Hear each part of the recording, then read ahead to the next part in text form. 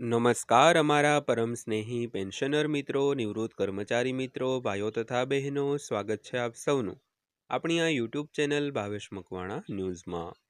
તો પેન્શનર મિત્રો, આજના વિડીયોની અંદર આપણે વાત કરીશું આજના પેન્શન સમાચારની। તો કેન્દ્રના ધોરણે ગુજરાત સરકારે પણ પોતાના પેન્શનરો માટે જાહેર કર્યો છે પેન્શન વધારો। તો પેન્શનર મિત્રો, કેટલો પેન્શન વધારો ગુજરાત સરકારે જાહેર કર્યો છે જેની આજના વિડીયોમાં આપણે ચર્ચા કરીશું। તો આજનો વિડીયો તમે ખાસ કરીને અંત સુધી જોઈ લેજો મિત્રો। તો વાત કરીએ હાલમાં લઘુત્તમ ઈપીએસ પેન્શન હજુ પણ 1000 રૂપિયા પ્રતિ માસ છે, જે એક દાયકા કરતાં વધુ સમય પહેલા એટલે કે 2014માં નક્કી કરવામાં આવ્યું હતું। તો ત્યારથી દવાઓ, ખોરાક, પરિવહન, ભાડું અને આરોગ્ય સેવાના ભાવમાં નાટ્યાત્મક ફેરફાર થયા છે। તો વિગતવાર વાત કરીએ તો ભારતમાં લાખો ખાનગી ક્ષેત્રના પેન્શનરો માટે સૌથી વધુ રાહ જોવાતી અપડેટ્સમાંની એક કર્મચારી પેન્શન યોજના એટલે કે ઈપીએસ 19(5) હેઠળ લઘુત્તમ પેન્શનમાં વધારો થયો છે। તો તે મે 2026 સુધીના પ્રસ્તાવિત વધારા અને સરકારની સત્તાવાર સ્થિતિને ક્યારે છોડી દે છે। તો જ્યારે ઘણા પ્રસ્તાવો પાઇપલાઇનમાં છે અને કર્મચારી સંગઠનો અને રાષ્ટ્રીય આંદોલન સમિતિની મુખ્ય માંગ લઘુત્તમ માસિક પેન્શન રૂપિયા 1000થી વધારીને 7500 અને મોંઘવારી ભથ્થું કરવાની છે, તો સરકાર પેન્શન ગણતરી માટે વેતન મર્યાદા રૂપિયા 15000થી વધારીને રૂપિયા 25000 કરવા પર પણ વિચાર કરી રહી છે। તો ઉપરાંત સીધા પેન્શનનો વધારો તેમાં પણ સામેલ છે। તો આનાથી વર્તમાન કર્મચારીઓ માટે ભવિષ્યમાં પેન્શન પરોક્ષ રીતે વધારો થશે, કારણ કે ઉચ્ચ યોગદાનને મંજૂરી આપશે મિત્રો। તો ખાસ કરીને ઘણા દાયકાઓથી જે લઘુત્તમ પેન્શનમાં વધારો કરવાની માંગ કર્મચારી સંગઠનો દ્વારા કરવામાં આવી છે, જે હાલમાં 1000 રૂપિયા લઘુત્તમ માસિક પેન્શન મળી રહ્યું છે તેને વધારીને 7500 રૂપિયા કરવાની અને તેમાં મોંઘવારી ભથ્થું પણ સામેલ કરવાની જે માંગ છે તે કરવામાં આવી રહી છે।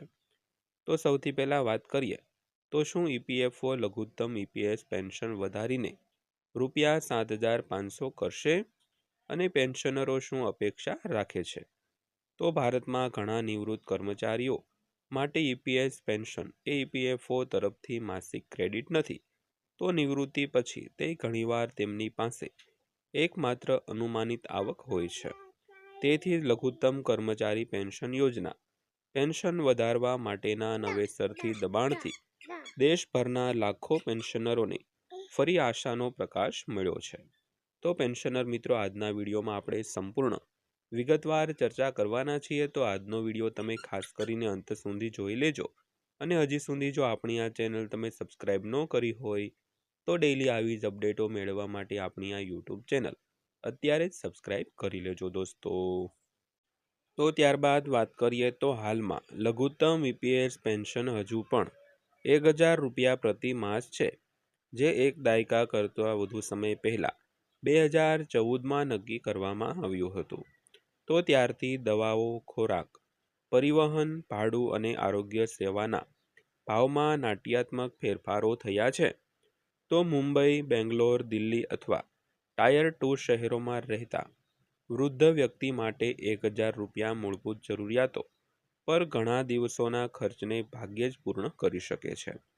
તો Karma management global consulting solutions private લિમિટેડના મેનેજિંગ ડિરેક્ટર અને ચીફ વિઝન ઓફિસર તરીકે પ્રતિક વૈદ્યે આવું જણાવ્યું હતું। તો છેલ્લા 2-3 વર્ષથી પેન્શનરોના સંગઠનો, મજૂર સંગઠનો અને સામાજિક સુરક્ષા નિષ્ણાતો આ મુદ્દો ઉઠાવી રહ્યા છે। તો ત્યારથી લઘુત્તમ પેન્શન વધારવા કરવા અંગે ઘણી ચર્ચાઓ થઈ ગઈ છે। તો અખબારોમાં અને મોટે ભાગે માસિક રૂપિયા 3000થી રૂપિયા 7500 સુધીના આંકડાઓનો ઉલ્લેખ કરવામાં આવ્યો છે, પરંતુ અત્યાર સુધી અમારી જાણકારી મુજબ કોઈ ઔપચારિક સૂચના કે આગળની કાર્યવાહી કરવામાં આવી નથી દોસ્તો।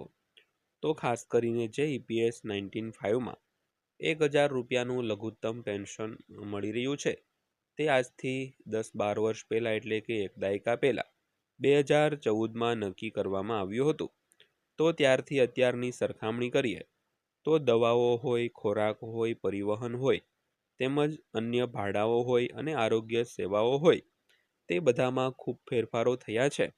તો અત્યારે આ 1000 રૂપિયા મૂળભૂત જરૂરિયાતો ઉપર ઘણા દિવસોના ખર્ચને ભાગ્યે જ પૂર્ણ કરી શકે છે. તો છેલ્લા 2-3 વર્ષથી પેન્શનરોના સંગઠનો, મજૂર સંગઠનો અને સામાજિક સુરક્ષાના નિષ્ણાંતો પણ આ મુદ્દો ઉઠાવી રહ્યા છે. તો ત્યારથી લઘુત્તમ પેન્શન રકમ વધારવા અંગે ઘણી ચર્ચાઓ પણ થઈ છે અને અખબારોમાં અને મોટે ભાગે માસિક રૂપિયા 3000થી રૂપિયા 7500 સુધીના આંકડાઓનો ઉલ્લેખ કરવામાં આવ્યો છે. પરંતુ અત્યાર સુધી અમારી જાણકારી મુજબ કોઈ પણ જાતના ફેરફારો છે અથવા કોઈ આગળની કાર્યવાહી છે તે કરવામાં આવી નથી દોસ્તો. તો જો ફેરફારો થાય છે તો સૌથી મોટી રાહત ઓછી અને મધ્યમ આવક ધરાવતા વર્ગોમાંથી આવતા નિવૃત્ત લોકોને મળશે. તો ખાસ કરીને જેમણે દાયકાઓ સુધી ફેક્ટરીઓ, સુરક્ષા સેવાઓ, છૂટક વેચાણ, લોજિસ્ટિક અને હાઉસકીપિંગ તેમજ હોટેલ અથવા અન્ય શ્રમ સઘન ઉદ્યોગો માટે સ્ટાફિંગ કંપનીઓ અને સેવા પ્રદાતાઓમાં કામ કર્યું છે તેવું પ્રતીક વૈદ્યે જણાવ્યું હતું. તો આનો કોને ફાયદો થશે તેની વાત કરીએ તો લઘુત્તમ પેન્શન વધારાને આવકારવાથી ખાસ કરીને એવા લોકોને ફાયદો થશે જેમનો સરેરાશ પગાર 15,000 રૂપિયાની મર્યાદા કરતાં ઓછો હતો. તો જેમની ગણતરી કરેલ પેન્શન હાલમાં 1000 રૂપિયાથી ઓછું છે, તો એવા કર્મચારીઓ જેમણે ઓછામાં ઓછા 10 વર્ષ કામ કર્યું છે પરંતુ પેન્શન પાત્ર રકમ એકઠી કરવા માટે પૂરતો સમય નથી. તો ઈપીએફઓ મુજબ 81.48 એટલે કે 8.5 મિલિયન હાલના પેન્શનરોને ઓછામાં ઓછા રૂપિયા 1000 મળવાથી તેમની માસિક આવકમાં તાત્કાલિક વધારો થશે. તો વ્યાપક રીતે જેઓ પહેલેથી જ નવા લઘુત્તમ જે માત્ર 3000 અથવા 5000 કરતાં વધુ કમાણી કરી રહ્યા છે તેમને ફાયદો થશે.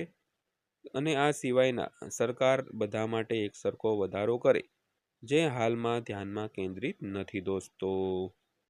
ત્યારબાદ જોઈએ તો આજે લઘુત્તમ પેન્શન એટલે કે લઘુત્તમ ઈપીએસ પેન્શન હજુ પણ 1000 રૂપિયા છે. તો એવી દુનિયામાં જ્યાં તબીબી બિલ, ભાડું અને મૂળભૂત જીવન ખર્ચમાં પણ તીવ્ર વધારો થયો છે, તો ઘણા નિવૃત્ત લોકો માને છે કે તે રકમ હવે આર્થિક વાસ્તવિકતાને પ્રતિબિંબિત કરતી નથી. તો જો પ્રસ્તાવિત વધારો 7500 રૂપિયા તરફ આગળ વધે છે તો સૌથી મોટી અસર ઓછી આવક ધરાવતા પેન્શનરો પર પડશે જેમની માસિક પેન્શન ગણતરીઓ આ સ્તરથી નીચે આવે છે. તો ટ્રેડજીનીના સીઈઓ 23Dએ આવું જણાવ્યું હતું. તો રસપ્રદ વાત એ છે કે ઉચ્ચ પગાર ધરાવતા કર્મચારીઓને કદાચ વધુ ફાયદો નહીં થાય કારણ કે ઘણા લોકો પહેલેથી જ લઘુત્તમ મર્યાદાથી વધુ પેન્શન મેળવે છે. તો વાસ્તવિક લાભાર્થી એવા કામદારો છે જેમણે સંગઠિત કાર્યબળમાં વર્ષો વિતાવ્યા હતા પરંતુ મર્યાદિત બચત અને ઓછી પેન્શન ચૂકવણી સાથે નિવૃત્ત થયા હતા. તો પેન્શનર મિત્રો ત્યારબાદ વાત કરીએ તો ઉચ્ચ ઈપીએસ પેન્શન માટેની પાત્રતા કર્મચારીઓને હજુ પણ કયા મુદ્દાઓ પર સ્પષ્ટતાની જરૂર છે. તો આમાંના ઘણા કર્મચારીઓ દાયકાઓ સુધી સત્ય સાથે કામ કરતા હતા પરંતુ અગાઉની વેતન મર્યાદા અને ઐતિહાસિક રીતે ઈપીએસ ગણતરીઓ જે રીતે બનાવવામાં આવી હતી તેને કારણે તેઓ ખૂબ જ ઓછા પેન્શન મની લેવલ સાથે નિવૃત્ત થયા હતા. તો ઈપીએસ વાસ્તવમાં ઈપીએફ જેવું જ છે જે લોકો હજુ પણ સૌથી મોટી ગેરસમજોમાંની એક છે. તો એવું નથી, ઈપીએફમાં સમય જતાં મળેલા યોગદાન અને વ્યાજનો વાસ્તવિક સંચય હોય છે. તેનાથી વિપરીત ઈપીએસ એક સંયુક્ત પેન્શન સિસ્ટમ છે જ્યાં પેન્શનનું મૂલ્યાંકન એક ફોર્મ્યુલા દ્વારા કરવામાં આવે છે. પરિણામે લાંબા સમયથી સેવા આપતા કર્મચારીઓને પણ ક્યારેક આશ્ચર્યજનક રીતે ઓછું પેન્શન વળતર મળે છે દોસ્તો. તો ત્યારબાદ જોઈએ તો સુપ્રીમ કોર્ટના સમાચાર પછી ઈપીએસ વધુ પેન્શન માટે લાયક હોવું જોઈએ કે નહીં તે અંગેની ચર્ચાઓ પણ ઈપીએસને જાહેર ચેતનામાં પાછું લાવી દીધું હતું. તો ઘણા કામદારો માટે હજુ પણ એવું જ છે કે તેઓ જાણતા નથી કે તેઓ વધેલા વેતન સાથે પેન્શન માટે લાયક છે કે નહીં.